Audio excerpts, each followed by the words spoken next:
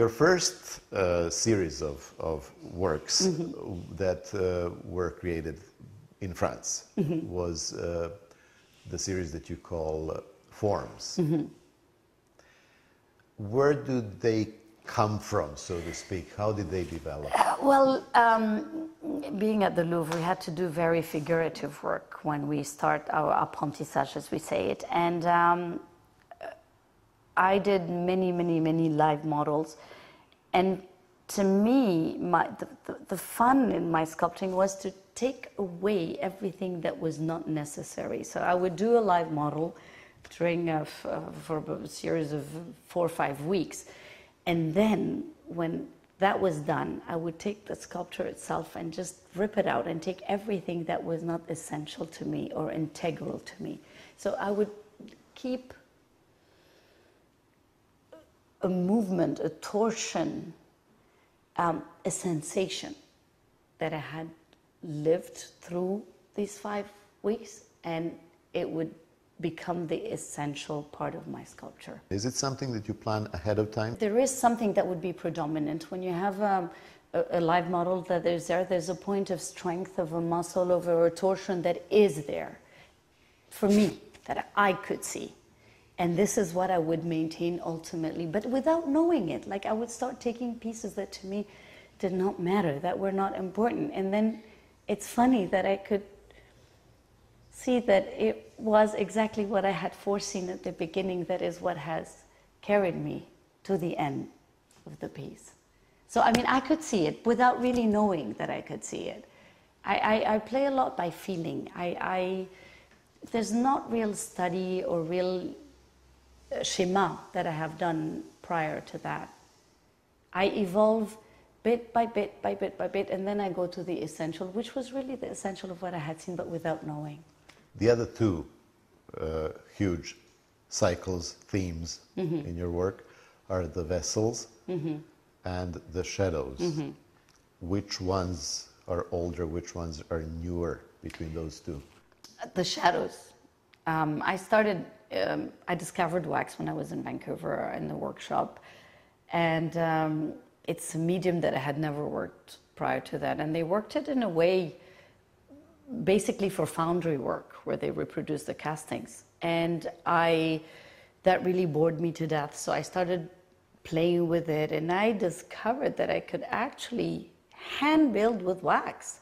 It took a long process because the first few months they would collapse, and then I started using burlap, and I started using fiberglass, and that gave me a tremendous freedom, a freedom to go to dimensions that I could never have done before. You know, by the way, in France we had, in the Louvre, but being very European, we used to have shelves that we used to store our work in, and they were all of the same dimension. And when I had shows, people would tell me, "Oh my God, Marie, you have a size that you feel very comfortable with." It wasn't a size, it was the size of the shelf. I could not go any bigger because that's how we had to store our work. And upon arriving in Vancouver and in the workshop that I work in, it was the sky's the limit. I could go as big as I wanted. And this gave me a total freedom. And I started doing the shadows it was a hardship. It was a difficult time for me, readjusting, coming back here and living a little bit of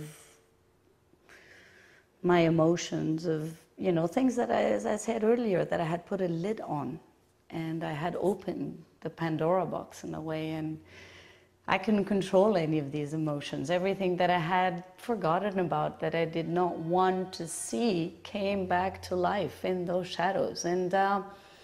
And wax gave me even more so the way to do it. And I made it very organic, and I made it, I brought them to life. And I mean, I can't add any more to this. You know, they have to stand for what they are. And I think that the viewer has to interpret things a little bit his own way. I don't want to give everything away, and they should have their own story linked to what it is. What about the vessels? Well, the vessels, again, another accident. I started doing a shape that is so ancient. Who's into archaeology, I mean, a vessel is a shape that's existed forever. And I started doing bowls that I deconstructed and that I took further and further to become these freehold things that at the same time are,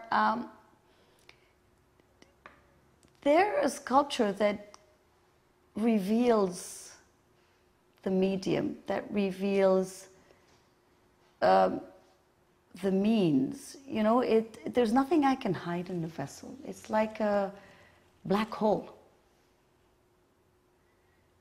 And I mean, the body of a woman is a vessel. It's to me, it's an intemporel shape. And a totally universal symbol. Totally universal, and it's so free scale. Like it gave me, and I start them and I hand build them, and I don't think of where I'm going. I don't think of, there's no plan, and everything is intuitive and immediate. And I give them a life of their own in a sense. Like I let them do what they tell me to do. I put my iPod on and I lock myself in the wax room, and this is the moment that I'm the happiest in my life. I really am.